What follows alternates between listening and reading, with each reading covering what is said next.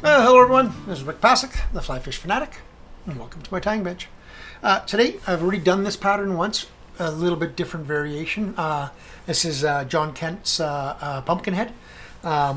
It's a really effective fly here in North America, and I would assume that this is going to be excellent everywhere because it's just one of those flies that trout just kind of gravitate to. So it's the colors in it, right? And it can. This can be a damselfly, this could be a leech, this could be a dragon, it could be a caddisfly, it could be all kinds of things. So, yeah, so the Pumpkinhead, but it's going to be a little bit of a twist, so I'll show you guys. So, today in the vise we have a Hends BL 700. So just look for whatever brand you like. Just get a long streamer hook. This is a size 10. I do these in a size 10, 12, 14. For the tail, I'm going to be using some Hends Marabou in the golden olive, so it's a slightly lighter color. For the body, I'm going to be using the new Camo Chenille by Semperfli. Just came out at the end of May here, so 2023 new product. And this is going to be the 4mm brown golden olive for the body. For the hackle, going to be just using some dyed orange cock hackle. For the flash in the tail, I'm going to put a little bit of Rio Grande flash, gold and gold from Semperflash. I really like this stuff. It's I like all the flashes for the mixed ones from Semperfli. I think they've done a really good job mixing the right colors for different different presentations. So there's that. And then for the counter wrap wire, just going to use some Semperfli Bright Silver and some Semperfli Nanosilk in black for the actually no, I'm sorry, it's the green that I'm going to use for this, just so it blends in a little bit. You're not going to really see it because it's going to get hidden in behind that bead, but might as well, right? So, start my thread. Like I said, you can tie it in with the black. I usually tie these in either with green or with white thread, because the white you're not going to see anyway. So, and you can always color the white. So just get my thread started and come back to the front. Then I'm going to take my Marabou. I'm going to stroke it down so I'm going to get all the fibers sticking out, and then I'm going to strip this off one side of the quill and fold it over. Strip it off one side of the quill and fold it over. Strip it off one side of the quill and fold it over, and that should be all I require for this fly. So you can see that I've stripped it off the center of the quill. That's the center quill right here. And then this is my little package. So now what I like doing here is trying to figure, I like having these wisps if I can. So I'm going to try to figure out the length. Roughly I want 1 to 1.5 times the length of the fly, so of the body, sticking past, so about there. So I'm going to put my finger there, and all that fluff there, I'm going to cut that off. And then I'm going to tuck this in right behind the bead, and I want it to kind of almost suck in into that bead. Right? And then just keep this up on top. Bring it all the way back. Now there's two ways you can do this. You could have built up a bulge here with thread to hold that tail up, or go under it, pull forward towards the bead, go over, go under, pull forward towards the bead, and go over. And I do that 3 times. Okay. There, and now I'm going to come forward again. So there's my little tail.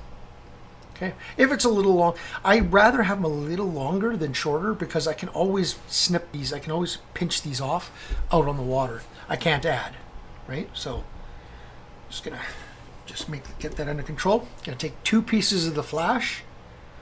I'm gonna just hook them onto my thread and bring that up. Start that just like that for now, and then once I get to where I want to start, I can start splitting per side. So just bring it to each side. There we go. And I'm going to cut this a little bit right to the longest fiber of the tail. So about like that. Okay. If they're sitting down a bit, you can just get them. These two here are sitting down a bit. You got caught with the thread, so I just turned it a bit. I'll just show you in a minute. I'm just going over top of it just to lock it in a little higher. So there, it's more on the center line of the tail. So, okay. So now I'm just going to come forward again, grab my piece of the Camo Chenille. I said this one is the brown, golden, olive. And I'm just going to go again to the front, but I'm going to leave just a tiny bit of space right behind that bead, just so I can build up a bit of a collar with my hackle. So I'm going to come all the way back to where I tied that tail in. Actually, I did forget to put the wire in, but that's okay. You can always do it here. Should put the wire in prior to this step, but I did forget, so it will be fine. But proper building of a fly, you do it before this step. This is going to get hidden anyway, so it's not a huge deal. This is just a counter wrap for helping hold the hackle when we bring the hackle back from the front, right? So, okay, keep that out of my way for now. Put that in my material clip. Then I'm going to come forward again. Take my Camo Chenille. Now, there's a few ways you can do this. You can just twist it and do it by hand, and then you can use your hackle plier. I'm just going to twist it, twist it, twist it, twist it. Okay, and then I'm just going to hold it, and as I come around, I'm just going to make sure that it kind of, at first at least, lay back a little bit, and then usually it just cooperates after that. There's really soft material. Like this stuff is the pile in this, the fluff. It's so super soft. It's amazing. It's going to have amazing movement in the water. I did a little sink test with it, and it does. It has really nice pulsating movement. So, and this comes in a, is it the 4mm, 8mm, and 15mm? I think it is. Yeah, and then I think 15 different colors, something like that. So. Nip off my little waist piece. Now I'm going to tie in my hackle, and I want the more. There's a dull side and a bright side. I want the bright side out. Just stripping off some material so I can get this caught in by the stem. So I've caught it in. Now I'm going to fold that stem back and go twice in front, and then I'm going to put the stem back again and go twice on top again. Locks that in. Cut off that stem piece. Make sure that's in. Don't, with this Nanosilk, don't crank too tight. You can break it. So they break the thread, the hackle. So 2, I'm going to do 3 right in the front, and then I'm going to open it up, open it up, open it up, and just palmer this back. Okay, and then I'm going to take my wire and just catch it,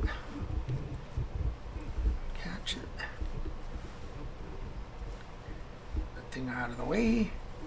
And it doesn't look the greatest right now, but it'll look good once I get that front hackle swept back, because it kind of looks silly when it's like this. So, but once that front hackle gets swept back, it'll look much better.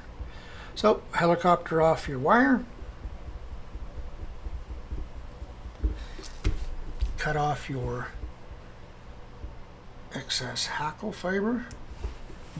You can also helicopter that off if you like. And then I'm going to sweep all this stuff back all the way around, trying to get all of it, including what's on the bottom, and just sweep it back. And then I'm just going to build just a little bit of a head right in behind, and that'll help sweep that back a bit. Right? So now you can, if you'd like, put a little bit of dubbing there just to hide that tie-in point. It's not the prettiest job in the world here, but I don't really care about that. The tie-in point doesn't really matter. The tie-off point, sorry. you want that tail movement, and you want that orange hackle. That's the big, and the head. But if there's a little bit of a space there, I don't usually worry about it. You can put a little dabble of dubbing just to make it look better. You can also, if you feel confident in your hackle, you don't have to do the counter wrap wire. Just put the hackle in from the back and come forward, but tie it in obviously from your tip instead of your butt, because you want it to taper bigger to smaller, right? So, and that is it. But you see, it's got just a different look with that camo chenille in there, how it sticks up, you know, inside there. It's not as flat and lifeless, if you want to call it that, as dubbing. It's got a little bit more life in there, and that color, this golden olive, brown golden olive, really goes well with this light golden olive from Hens, the Marabou tail material. Yeah, so that's it. It's just my take on a different type of a pumpkinhead. But sometimes I also tie this with a larger feather out the front and have more of a front, more of a collar, have a longer collar, not quite that long, but have a longer collar sticking back. Sometimes I don't. It all depends on what I want and the size of it. This one here, this is about probably the bigger ones that I'll tie. I sometimes tie a few in the 8s, but 10s, 12s, 14s is my main color. My main sizes, and I tie these in an olive. I tie them in a brown. I actually tie one in a that I've had really good success with in black body with the orange and a black tail. It works really well. So, alrighty, hope you guys enjoyed that one. Please leave some comments. Let me know what you guys want to see. Let me know if you have any questions. If you know, any particular tying style you want to see, any particular patterns. You know, even the genre, like whether it's freshwater or saltwater or river or lake or, you know, that kind of stuff, just let me know, and yeah, I'll see what I can do.